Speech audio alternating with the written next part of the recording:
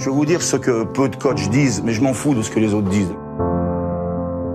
Right next to her, Willoughby moving over on Smulders just a little bit.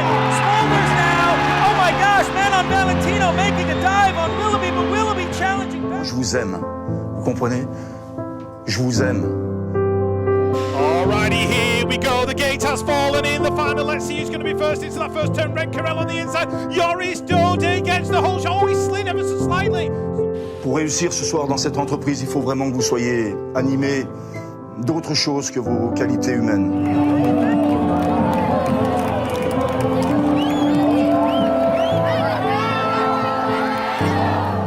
Un supplément d'âme.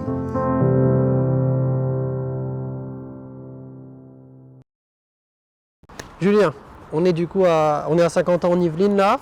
On est juste avant le départ de Tokyo. C'est la première interview qu'on sort sur les Jeux Olympiques. Pour ceux qui ne te connaissent pas, tu es le sélectionneur de l'équipe de France. On peut dire un peu le chef d'orchestre aussi de cette équipe finalement olympique. Une équipe olympique avec des pilotes et un staff. Est-ce que tu peux nous parler un peu de ceux qui font justement cette équipe de France, à la fois ceux qu'on voit, qui sont les pilotes, mais aussi ceux qu'on voit moins et qui contribuent clairement aussi à cette aventure des Jeux Olympiques? Pour moi, c'est une partie très importante, le staff. Voilà, une grosse partie de mon travail passe par le management du staff. Donc, on a différents staffs selon les programmes équipe de France. On a des programmes qui vont de la détection jusqu'à l'olympisme, en passant par les catégories de la relève, par exemple les juniors, les jeunes élites. Donc, je vais vous parler du staff olympique, puisqu'on se rencontre pour la question des Jeux. Donc je vais commencer par les coachs, donc deux coachs aujourd'hui, Nicolas Archotte et Michael Violin. Michael Violin qui a cette casquette un petit peu particulière d'être adjoint parce qu'il est à la fois coach auprès de certains sportifs et à la fois il va me seconder sur certaines missions, donc c'est un peu mon bras droit quelque part. Si je continue sur le staff technique, on retrouve un mécano, Pierre Carboni. On retrouve un vidéo-analyste, Yann Cherbonnel, qui fait en sorte d'être partout avec nous, de tout filmer et de mettre à disposition à la fois des séquençages avec des montages bien précis que les coachs ou les pilotes lui demandent ou tout simplement des images brutes que les coachs et les pilotes vont décortiquer après derrière et faire en sorte que ça soit, entre guillemets, cette recherche-là soit facilitée. Je continue dans le staff technique, ce que j'appelle moi le staff performance. On retrouve Marc Monetti qui est notre référent en prep mental avec qui travaille aussi bien avec le staff qu'avec des sportifs en individuel ou alors parce que travailler avec un prep mental c'est un peu comme avec un coach, il faut que ça matche. Donc des fois ça peut ne pas matcher avec tout le monde. Donc son job en tant que référent ça va être aussi de faire en sorte que dans son réseau il puisse trouver des personnes qui puissent matcher avec un tel ou un tel. Donc du coup cette personne-là c'est un très gros atout aussi dans notre staff d'avoir quelqu'un qui intervient sur le niveau-là de la performance. Et puis après on a le staff médical avec un médecin avec qui on travaille depuis très longtemps, Guillaume Bridon, qui suit l'équipe depuis 2015 pratiquement, donc il y a beaucoup d'expérience avec les pilotes. Et puis Johan Beaubois qui est là aussi depuis très longtemps, pareil, 2014, qui est le kiné en équipe de France et qui est en charge de l'air tapé quand il y a des petits bobos à droite à gauche. Concrètement, c'est quoi ton rôle en équipe de France? Parce que sélectionneur, c'est un grand mot, mais je suppose que ça ne veut pas seulement dire, tu choisis pas seulement les pilotes en disant toi tu vas là, toi tu vas là, toi tu vas là. Tout à fait, ça serait entre guillemets facile. Donc oui, au-delà du rôle de choix, que ce soit des pilotes ou dans le recrutement des staffs, moi mon rôle c'est d'être le garant des conditions de performance en équipe de France, de faire en sorte que chacun et chacune puisse avoir ce dont il ou elle a besoin pour performer quand il ou elle arrive en équipe de France. Et ça, je parle pour les pilotes, mais je parle aussi pour les staffs, parce que la performance des staffs, elle est aussi très importante. Donc moi, au final, mon rôle, c'est de manager tout cet ensemble-là et de faire en sorte que, que tout soit le plus harmonieux possible. Un peu à l'image d'un chef d'orchestre qui est au milieu des musiciens et qui fait des gestes là de partout pour que tout le monde soit coordonné. C'est un peu ce rôle-là, parce que Alors si je me recentre un peu plus sur les sportifs, moi je suis persuadé que la performance elle se joue d'abord sur le talent, le potentiel de nos sportifs, et cette équipe de France elle a énormément de talent et énormément de potentiel, ça c'est clair. Mais il y a aussi beaucoup de nations au monde qui ont beaucoup de sportifs de talent et qui gagnent jamais rien. Donc au-delà du talent de nos sportifs qui est réel, moi mon objectif c'est de mettre tout ce petit monde-là en musique, sportif et staff, et de faire en sorte que la chanson soit la plus harmonieuse possible. On te connaît en tant que coach, on te voit sur les compétitions, mais tu es beaucoup moins exposé qu'un pilote. Et je trouvais ça intéressant de parler de toi. Tu es l'ancien entraîneur du Pôle France à Bourges, tu étais là au tout début. C'est quoi ton premier souvenir du BMX? C'est pas évident comme question, parce que je crois bien que mon tout premier souvenir, je faisais du BMX dans ma rue. Mes parents habitaient dans une impasse, et comme tous les gamins, je pense de l'époque, je jouais dans ma rue et je faisais du BMX, je construisais mes tremplins avec des planches de bois. Et en troisième, je faisais du judo avant, et puis en troisième, j'ai toujours aimé le sport. J'ai fait mon stage de troisième dans une mairie, la mairie de Sucy-en-Brie, qui est la ville juste à côté de chez moi. Et je crois que la première image qui m'a marqué justement, c'est une image que j'ai trouvée dans le catalogue de la ville. J'ai vu des pilotes sauter une bosse sur une photo. Ils étaient plusieurs de front avec des tenues, les couleurs, entre guillemets la hauteur du jump et tout. Et je crois que c'est ça qui m'a vraiment donné envie d'aller voir. Je ne savais pas que ça existait, ce sport-là, et ça m'a vraiment donné envie d'aller découvrir ce qu'était ce sport. Et donc du coup j'ai demandé à l'adjoint au sport s'il y avait un club. Il m'a dit oui, il m'a emmené, il m'a montré. On devait être au mois de peut-être mai ou un truc comme ça, puis au mois de septembre, T'as signé. Et puis quand je suis passé élite, je me suis vite rendu compte que je m'occupais plus de regarder les autres rouler, de l'entraînement des autres justement que j'entraînais à ce moment-là, plutôt que de mes courses à moi et de mon entraînement à moi. Et puis j'ai vite compris aussi que j'aurais plus d'avenir dans l'encadrement du BMX plutôt qu'en tant que pilote moi-même, parce que j'ai commencé assez tard. Et c'est quoi le premier lien que tu as eu avec le coaching? La toute première fois, est-ce que tu t'en rappelles, où tu as eu ce petit lien avec l'entraînement, avec le fait d'être entraîneur? Je pense que c'est avec Clément Dobby, qui roulait pour Decathlon, qui a roulé très longtemps pour Sun et après pour Decathlon. Et puis je crois vraiment ce qui m'a donné envie d'aller dans le haut niveau, en tout cas parce que je coachais déjà, j'étais entraîneur au club de Sucy-en-Brie avec les plus jeunes, avec les petits, avec les groupes loisirs aussi, les compétiteurs. Mais ce qui m'a donné vraiment envie d'aller vers le haut niveau, je pense que c'est le coaching avec Clément. Qu'est-ce qui fait que tu continues? Qu'est-ce qui te plaît dans le coaching? Qu'est-ce qui fait que c'est ton métier et que tu te lèves tous les matins et que tu es heureux de venir ici?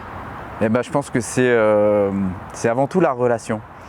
La relation la relation humaine avec les sportifs, avec les staffs. Le tout dans un enjeu de performance élevée. Parce que ça aussi, c'est un moteur, ça peut être un moteur chez moi. Je crois que l'aspect relationnel est très important pour moi. On va parler de photos et de vidéos maintenant. Je vais te montrer des photos et des vidéos. Et on en parle. Oui. Tiens.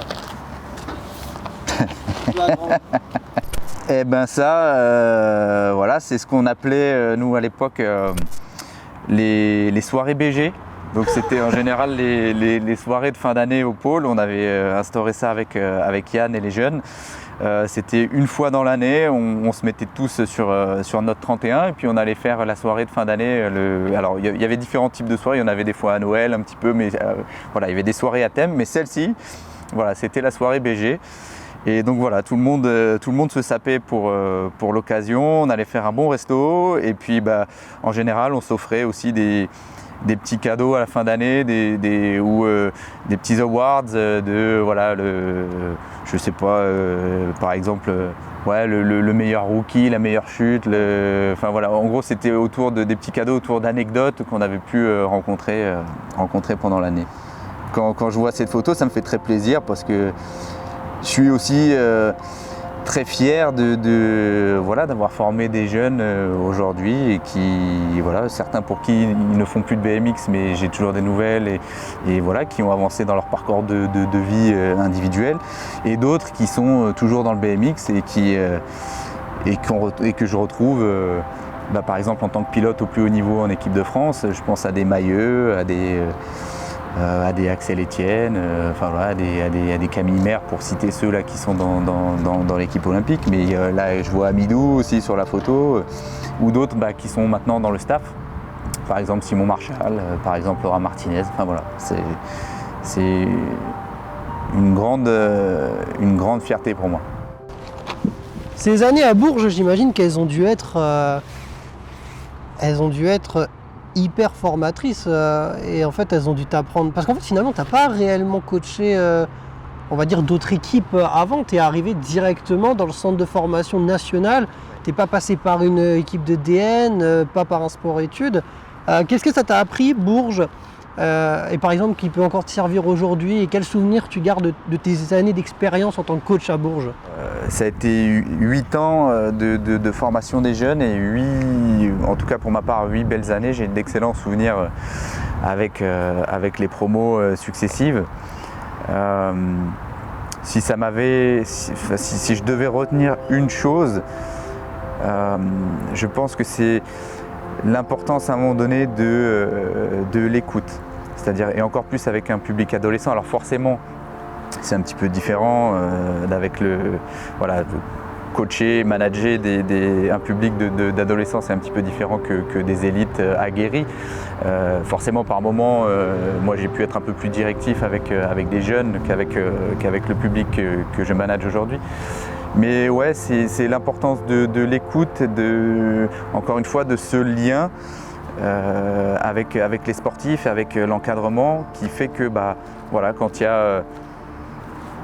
a une situation qui se présente qui peut être problématique, en fait tout ce qui est important, c'est de se dire voilà, comment l'autre la vit, et surtout l'important c'est qu'est-ce qu'on fait avec. C'est-à-dire qu'un problème n'est pas un problème en soi, c'est-à-dire que voilà, il se passe quelque chose, que ce soit positif ou négatif, et en gros comment on le gère et qu'est-ce qu'on fait avec ça et comment on le transforme pour en faire justement une opportunité et quelque chose de positif et qui nous fait tous grandir au final. On voit souvent des jeunes juniors super performants, mais qui n'arrivent pas à se faire au monde élite, ou alors des cadets très performants, mais en junior ça commence à bloquer. Qu'est-ce que toi tu conseillerais à un jeune cadet / junior pour mettre toutes les chances de son côté, pour qu'il se prépare au mieux au monde des élites, qui est le monde le plus élevé du BMX et qui est souvent dur à atteindre? Moi, ce que je lui conseillerais, c'est déjà de prendre conscience qu'aujourd'hui, il y a des gros gaps entre les catégories. Donc déjà de cadet à junior, oui, il y a un petit gap. Par contre, le gap entre la catégorie junior et la catégorie élite est vraiment très grand. Donc c'est déjà d'avoir conscience de ça, voilà, d'avoir un bon parcours avec des résultats chez les jeunes, c'est une chose, mais aujourd'hui ça n'apporte pas la garantie d'avoir une carrière élite au plus haut niveau. Donc c'est déjà d'en avoir conscience, et d'être le plus persévérant possible, parce qu'en général c'est d'autant plus vrai maintenant, peut-être un peu moins il y a quelques années. Le passage en élite demande vraiment beaucoup de persévérance, beaucoup de travail et bien souvent quelques années pour pouvoir s'aguerrir au plus haut niveau chez les élites. Il faut beaucoup de patience. Ouais, mais plus que de la patience, c'est vraiment de la persévérance, c'est-à-dire c'est continuer de travailler, continuer de prendre du plaisir, continuer d'avancer malgré, au début, un jeune junior qui débarque en élite, la plupart, ils se battent pour faire un quart de finale en Coupe du Monde, quoi. Et encore, quand ils font un quart, c'est déjà une belle perf. Est-ce que c'est important d'accepter les défaites entre guillemets et de savoir qu'on va se prendre des claques peut-être? Oui, en fait quand je dis persévérance, ça a rapport aussi à l'échec, parce que quelque part, alors si je prends vraiment les extrêmes, on va dire que quand on fait 2, on peut considérer que c'est un échec, c'est celui qui gagne, il n'y en a qu'un. Alors après voilà, ça dépend comment, ça dépend pour qui, ça dépend dans quelles circonstances. Mais oui, quand on passe de junior à élite, forcément, on va se heurter. Et en gros, les pilotes vont se mesurer avec les meilleurs mondiaux de la discipline, les champions du monde, les champions olympiques, tous ceux qui font le haut niveau, ils vont être tout de suite dans le grand bain, il n'y a pas d'étape intermédiaire. Et du coup, forcément, les premières années, les jeunes, ils essuient en général quelques échecs, quelques claques. Et du coup, c'est le rapport à l'échec. Et encore une fois, qu'est-ce que chaque pilote en fait et comment on le gère, comment on l'aide à gérer ça, voilà, comment on le gère ensemble, qui est important. Et donc voilà, si j'ai un message, c'est juste la persévérance. Et bien sûr, là-dedans, parce qu'il ne s'agit pas que ça soit un chemin de croix, c'est toujours de trouver, en gros, de rester centré sur ce qui fait les forces des uns, des unes, des autres, et ce qui fait prendre du plaisir aussi aux uns, aux unes, aux autres. Ça, c'est très important pour garder toute la motivation et toute l'énergie qu'il faut pour durer sur une carrière. Je vais te montrer une vidéo maintenant. Je te laisse appuyer sur espace pour la regarder et après on en parle. Je crois savoir de quoi il s'agit.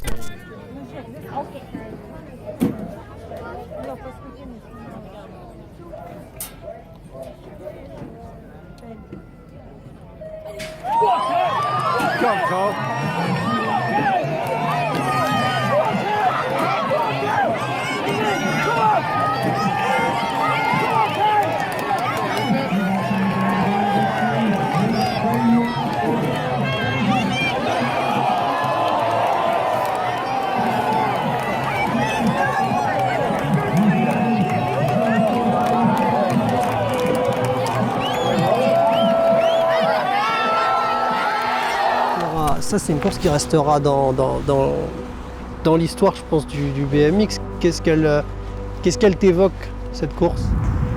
Déjà, cette course-là, elle restera aussi dans ma mémoire, ça c'est clair. Voilà. J'ai des émotions qui reviennent rien qu'en regardant la vidéo. Déjà une grande fierté. Parce que un doublé sur un championnat du monde, on ne le voit pas à la vidéo, mais Léo Garvoyan qui avait fait le titre junior juste avant, ça reste une immense fierté. Alors même si moi, voilà, forcément on est dans le monde du haut niveau, donc la performance et le résultat a énormément d'importance. Mais même si moi j'accorde aussi beaucoup d'importance à comment on gagne les titres et comment se comportent les uns les autres en équipe de France, voilà, là, je crois que là, à l'échelle de l'équipe de France, il y avait tout. Donc ouais, beaucoup de fierté et en même temps, un sentiment un peu partagé, forcément, parce que là, on a affaire à deux très grands champions, avec Joris qui, je crois, qui a déjà deux titres mondiaux, qui sur les 9, je crois, si je ne m'abuse, les 9 derniers championnats du monde, fait 6 podiums. C'est une carrière énorme. Donc par exemple, quand on disait tout à l'heure, faire 2 c'est perdre, pour Joris, clairement faire 2 c'est perdre. Et il a perdu sa course ce jour-là. Et à l'inverse, un Sylvain, qui est un grand champion aussi. Et puis alors lui, après, sur l'Olympiade dernière, c'est sur les 3 derniers championnats du monde et les 3 fois sur le podium. C'est le premier titre pour lui. Donc forcément, des sentiments opposés, avec une joie énorme, une joie monumentale pour Sylvain. Moi j'étais très très heureux pour lui. Et en même temps, une déception et une amertume. Vraiment de l'empathie pour Joris, pour qui je sais à ce moment-là que c'est dur, parce qu'en fait, et surtout la façon dont la course se joue, parce que il mène toute la course et il s'est fait passer sur la ligne pour, je crois, 0,006 centièmes. Donc voilà, donc en fait c'est des sentiments qui se mêlent, parce que du point de vue de l'équipe c'est énorme, c'est une très grande fierté, un doublé chez les élites. Et puis du point de vue des sportifs eux-mêmes, il y en a un pour qui c'est la joie et pour qui je suis heureux, pour qui je suis le plus heureux du monde. Et puis l'autre pour qui je sais que c'est très dur, et du coup pour qui il va falloir rebondir derrière, en fait. Comment on essaye de trouver les mots? J'imagine que Sylvain, il n'y a pas forcément de mots à dire puisqu'il y a de la joie, mais pour Joris, à ce moment-là, comment tu essayes de trouver les mots? Parce que toi, tu as ton sentiment de fierté, mais parce que c'est fou, c'est 2 Français, et tu dois en même temps gérer un échec qui, pour toi, tu le sais, pour le pilote, c'est un échec, mais qui, d'un point de vue collectif, finalement, n'est pas un échec. Je crois que déjà, dans un premier temps, il n'y a pas de mots, tout simplement. C'est que dans un premier temps, c'est être là pour les deux, être là pour celui qui gagne, être là pour celui qui entre guillemets, perd, même si c'est une 2e place. Et puis le laisser digérer, déjà dans un premier temps, parce que je pense que, tout simplement, dans un premier temps, je pense qu'il a envie de voir personne. Voilà, c'est déjà le laisser digérer. Et puis c'est plutôt du travail, on va dire, dans les jours, semaines, mois qui suivent. Et à l'inverse, les mots avec Sylvain, c'est quoi les mots qu'on échange quand là? Avec Sylvain, du coup, c'est beaucoup plus dans l'immédiateté, c'est-à-dire que voilà, ça se passe tout de suite, c'est-à-dire que ça se passe à la ligne d'arrivée, ça se passe au podium. Alors certes, oui, quand même avec une petite réserve. Voilà, moi mon devoir, entre guillemets, même si je suis très content à l'intérieur, je ne peux pas laisser exploser ma joie par respect aussi pour Joris.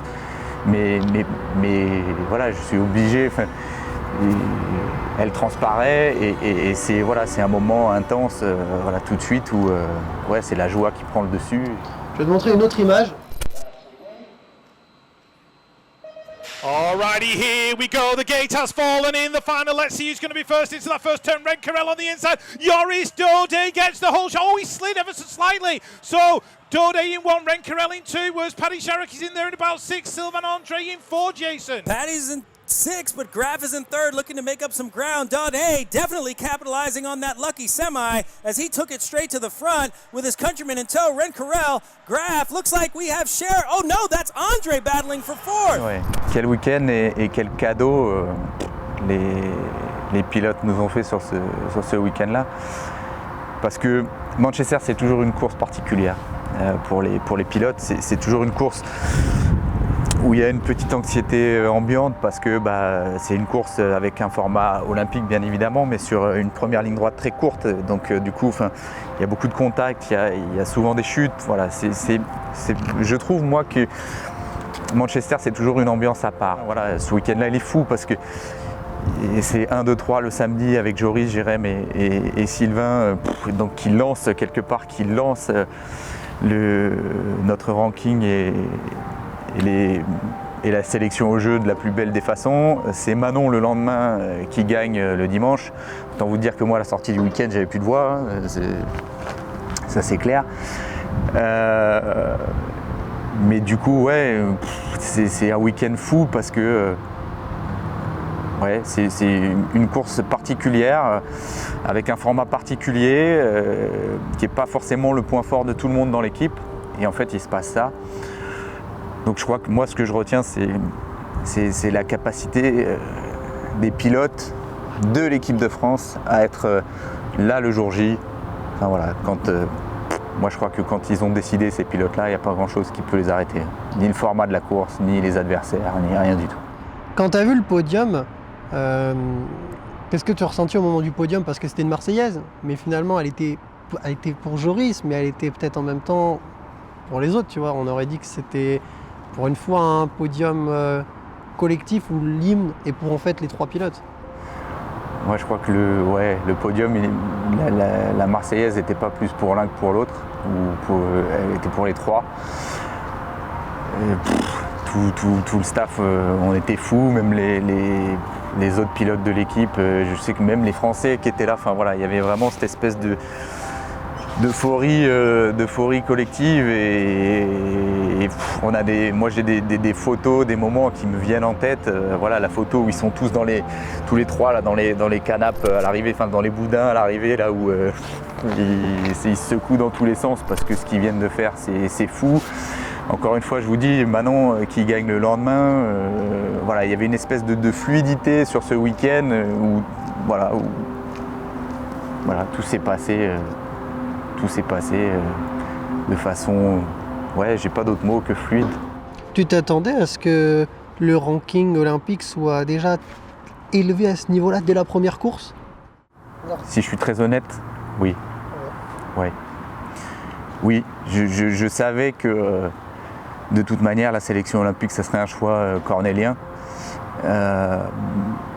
Et ouais. Alors, peut-être pas un triplé dès le début, ça oui. Mais par contre, je ne sais pas pourquoi, je ne saurais pas te dire. 15 jours plus tôt, je crois, il y avait une manche de Coupe d'Europe à Vérone. Et à Vérone, franchement, je ne vais pas dire qu'ils se sont fait découper, mais à Vérone, ils se battent pour faire 6, 7, 8, ce qui était, enfin bref. Et les coachs, je me rappelle, les coachs sont venus me voir et en me disant putain Vérone, voilà. Et je sais pas pourquoi. Je leur ai dit mais non, Vérone on s'en fout, enfin bref. Moi je suis sûr que les sportifs, Vérone, enfin voilà, c'est pas l'objectif. Manchester c'est dans 15 jours et vous verrez dans 15 jours, je suis sûr que ça va matcher. Ça va matcher. Puis voilà. Bon, là on va parler d'un truc un peu moins gai. Je sais de quoi tu vas parler. On va parler de Rio. On va parler de Rio. C'était obligé d'en parler. Je pense que c'est bien aussi d'en parler. Rio, ça a été un échec. Oui. Ce serait mentir de ne pas dire que ça n'a pas été un échec. Comment on peut expliquer une défaite si collective dans un sport autant individuel? Je pense que Rio, voilà, il y a tout un ensemble de choses qui font que collectivement, je pense qu'on n'était pas prêt. Voilà, collectivement, on avait des individualités très fortes, mais je pense que moi le premier, parce que tu vois, quand on parlait de chef d'orchestre tout à l'heure, moi j'estime que je suis le garant de l'équilibre dans l'équipe et de l'harmonie aussi quelque part collective. Tu vois, quand on disait mettre tout le monde en chanson, mettre tout le monde en musique, tu vois, et ça veut dire que quand il y a perte d'harmonie, quand il y a perte d'équilibre, je m'estime moi comme le premier responsable. Et Rio, je pense que collectivement, on n'était pas prêt. Voilà, les pilotes individuellement étaient, je pense, pour la plupart prêts. Parce que je dis pour la plupart, parce que Joris, lui, avait vécu d'autres Olympiades avant, enfin avait vécu l'Olympiade de Londres avant. Donc lui, il savait ce que c'était les Jeux. Mais clairement, par exemple, dans l'équipe, il n'y a que lui qui avait déjà vécu ce type d'événement. Que ce soit dans le staff ou les autres pilotes, personne n'avait vécu encore les Jeux Olympiques. Et alors, c'est pas une excuse, hein, parce que voilà, les Jeux, on y va, et que ce soit les premiers, les deuxièmes, les troisièmes, il faut y aller pour performer. Mais sauf que je trouve qu'on n'avait pas... Moi, je suis arrivé en juin 2014, donc c'était un petit peu Rio, ça ressemblait un peu à une mission au commando, et j'ai pas eu le temps, voilà, j'ai pris ce qu'il y avait en cours avec des pilotes que je connaissais déjà depuis longtemps pour certains, pour les avoir eus à l'entraînement dans les KT jeunes, et puis que je connaissais pas du tout pour d'autres, plutôt, enfin pas du tout, très peu pour d'autres qui étaient les plus âgés, entre guillemets les aînés, les Joris, Sylvain, Manon, etc. Donc du coup, il a fallu faire très vite déjà pour apprendre à se connaître et à s'apprivoiser un petit peu. Et du coup, je pense qu'on n'a pas du tout aujourd'hui, si je me projette si je fais le comparatif avec aujourd'hui, on n'a pas du tout le même recul, le même de groupe, hein, je parle, hein, et le même vécu, la même construction en commun, le même partage d'expérience, la même confiance en les uns et les autres que ce qu'on pouvait avoir à Rio. Qu'est-ce que Rio, toi, ça t'a appris en tant que coach? Moi, ça m'a surtout confirmé l'importance du bien vivre ensemble dans les grands rendez-vous. L'importance, en fait, moi je travaille toujours sur deux plans avec les sportifs. Je travaille à la fois sur les conditions de performance individuelles, donc de quoi chacun a besoin pour performer, que ce soit en termes d'état d'esprit, de moyens mis à disposition, de personnes avec qui il doit être ou elle doit être. Donc voilà, c'est sur les conditions de performance individuelle et en même temps sur les conditions de performance du groupe, c'est-à-dire de quoi le groupe a besoin pour que l'ambiance soit bonne, pour que les relations soient bonnes et que, entre guillemets, ça ne devienne pas un frein à la performance individuelle et au contraire que ça vienne booster la performance individuelle. Et donc, pour moi, Rio, ça m'a juste confirmé ça, c'est que, et peut-être donné le courage d'investiguer encore plus ce champ-là, c'est de faire en sorte qu'en équipe de France, quand les pilotes ils arrivent en équipe de France, ils se sentent bien et ils se sentent chez eux et chez elles, et ce qui doit leur permettre entre guillemets d'exprimer tout le potentiel qu'ils ont à exprimer. Et je pense que c'est ce qui nous a manqué à Rio. Pour parler des quotas de sélection cette année, il y avait eu, comme d'habitude, c'est toujours malheureusement le problème des réseaux sociaux, quelques critiques, notamment par rapport aux remplaçants qui font une excellente saison. Il y en a qui sont blessés. Toi, tu l'avais dit dans une interview qu'on avait faite à Sarian, vous avez privilégié la régularité. Il y a eu un système de points qui a été établi où il fallait rentrer des finales en Coupe du Monde et ça se fait sur plusieurs années. La sélection, elle ne se fait pas seulement sur une seule saison.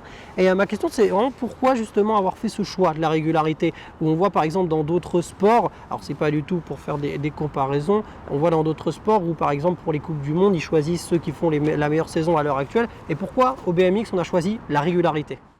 Tout simplement parce que c'est un choix partagé. C'est un choix partagé avec les sportifs.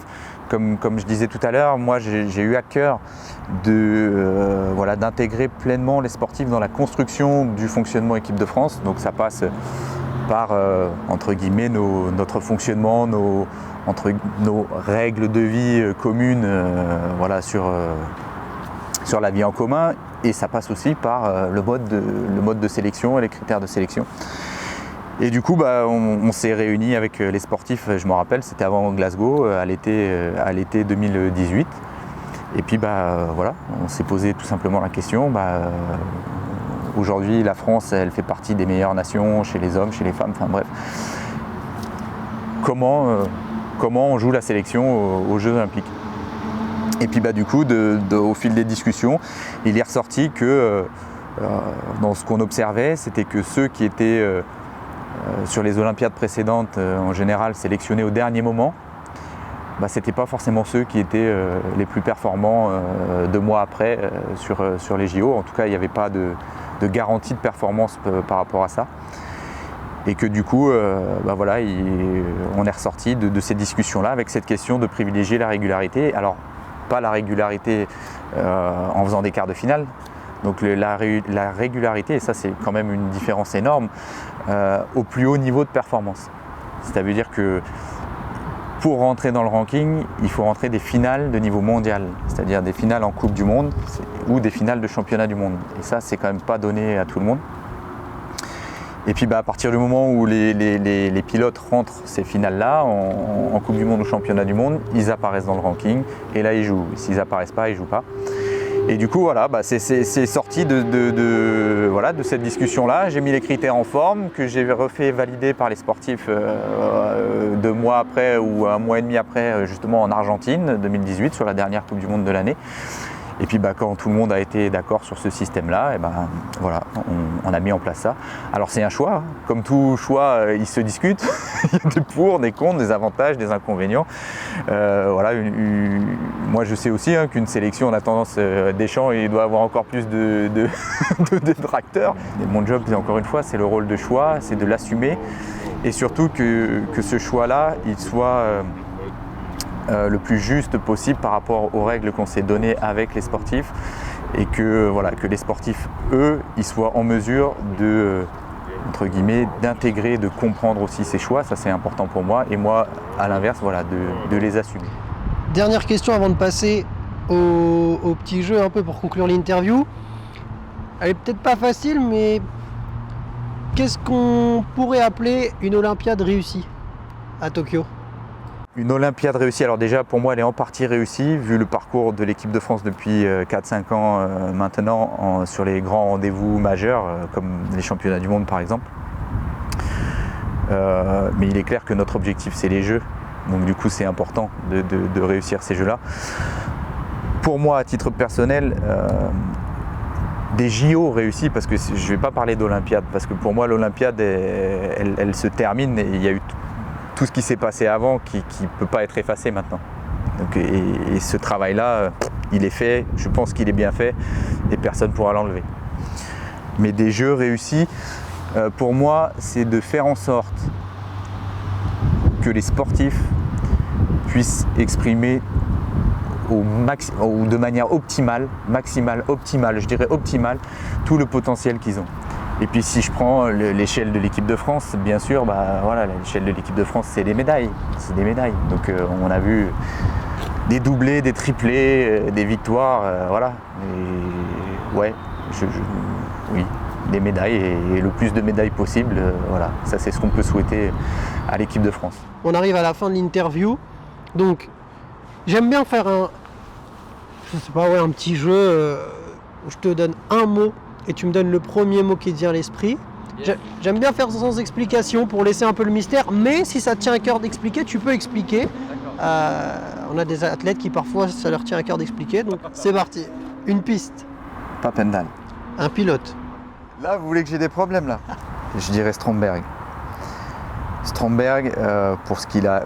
En fait, j'ai deux pilotes, c'est Stromberg et Parron. Pour ce qu'ils ont accompli sur les Jeux, et peut-être encore un peu plus Stromberg, parce que peut-être un peu moins... un peu plus dans le dur en 2012 sur les Jeux de Londres, et il sort une finale monstrueuse, alors que j'ai l'impression que tout le monde l'avait un petit peu enterré. Et du coup, voilà, deuxième titre olympique, et voilà, forcément deux très grands pilotes, hein, Stromberg et Parron. J'allais te dire une pilote, mais donc tu as répondu Mariana. Un ou une coach? Un coach, je vais dire Simon Marchal, parce que je l'ai entraîné en tant que... voilà, je l'ai entraîné à Bourges, il a été pilote sur Bourges, et comme j'ai pu en parler tout à l'heure, voilà, c'est aussi une grande fierté de retrouver des pilotes que j'ai pu encadrer aujourd'hui dans le staff équipe de France. Donc c'est le côté aussi un peu affectif qui parle. Et puis une coach, Anne Rougier, parce que tout simplement c'est une amie. C'est une amie que je connais depuis longtemps, et voilà, avec qui j'aime bien partager des points de vue et des discussions. Une compétition? Ah, mais tu veux dire une compétition, en particulier? Non, tu interprètes comme tu veux, c'est une compétition. Moi j'aime beaucoup, voilà, quand on se prépare pour... Enfin voilà, j'aime beaucoup les championnats du monde, et si je dois en retirer... pareil, c'est difficile d'en retirer une plus qu'une autre, mais les deux premières forcément qui me viennent en tête, c'est les deux qu'on a vus en vidéo, c'est Bakou 2018 et c'est Manchester 2019. Un repas? Alors c'est plus qu'un repas, et c'est peut-être ça le truc le plus fou. On avait dit pas d'explication, hein, c'est ça? On avait dit, mais on aime bien laisser le choix. Non, mais c'est justement ça qui est bien, c'est de laisser le choix. C'est Santiago 2018, donc le repas d'après-course, parce que la saison est terminée, et c'est plus que le repas, parce que c'est le repas et toute la soirée qui va derrière avec l'équipe. Parce que saison terminée, course où on fête entre guillemets, voilà, on avait des choses à fêter, on fêtait le mondial à Bakou qu'on n'avait pas eu le temps de fêter, on fêtait la fin de saison, on fêtait une très bonne saison pour l'équipe de France, enfin, en Coupe du Monde, en Championnat du Monde. Et ouais, je crois que cette soirée-là, elle restera gravée à vie. Ouais. Un jeu vidéo? Un jeu vidéo, alors moi j'aimais, alors c'est le roi, je vais vous parler d'un truc, ça date. Il y a deux jeux vidéo que j'aimais beaucoup. J'aimais beaucoup Tomb Raider à l'époque, mais ça c'était plutôt le côté aventure machin. Et sinon, pour jouer un peu plus avec les potes et tout, j'aimais beaucoup Tony Hawk, le jeu de skate. Un athlète ou une athlète hors BMX? Si je dois parler d'un Français, j'aime beaucoup Teddy Riner. C'est peut-être mon passé de judoka qui parle. Tout de suite, celui qui m'est venu, c'est Usain Bolt. Une ville? Si je pense BMX, moi j'aime beaucoup Medellin. Si je pense hors BMX, j'aime bien les trois grandes villes d'Europe, Londres, Paris et Rome. Une marque? La Fédé va pas être contente. J'aime bien, je me fringue beaucoup avec la marque japonaise Uniqlo. J'adore aussi. Je trouve qu'ils font des bonnes fringues pas chères. Avec de la qualité. Voilà, j'ai horreur de mettre 15 millions d'euros pour un jean. Enfin, je trouve ça indécent. Et du coup, je trouve que Uniqlo fait de la très bonne qualité à un prix très raisonnable. Et comme c'est filmé et qu'il y a des sponsors, on va aussi dire que Lacoste est incroyable, on va dire que le coq sportif est incroyable, Adidas est incroyable, bref, beaucoup de marques sont incroyables. On n'aura pas de problème au moins. C'est clair, c'est clair. Et enfin, pour terminer, un rêve. C'est marrant, hein, il y a toujours beaucoup de choses qui me viennent en même temps. Parce qu'il y a des rêves à titre perso, il y a des rêves pour l'équipe. Là, un rêve immédiat, c'est de voir, j'allais dire un triplé, mais ça renvoie aux garçons, mais c'est de voir un triplé chez les garçons à Tokyo, et puis au moins une médaille chez les filles à Tokyo, même si elles sont capables toutes les deux de la faire, et que, encore une fois, peut-être que sur le papier, elles partent un tout petit peu moins favorites que les garçons, mais en tout cas, c'est dans leur corde d'aller chercher une médaille, et moi, enfin, voilà, j'y crois aussi beaucoup chez les filles. Et puis après, rêve à titre perso, je ne sais pas si c'est un rêve, c'est plutôt une volonté. Moi, je suis papa depuis novembre, pour la première fois, d'une petite fille, une petite Lia, depuis novembre 2020. C'est de la voir s'épanouir et qu'elle puisse faire et réaliser, entreprendre tout ce qu'elle a envie dans sa vie, et qu'elle soit très heureuse. Et que nous soyons, en tant que famille, très heureux. Merci.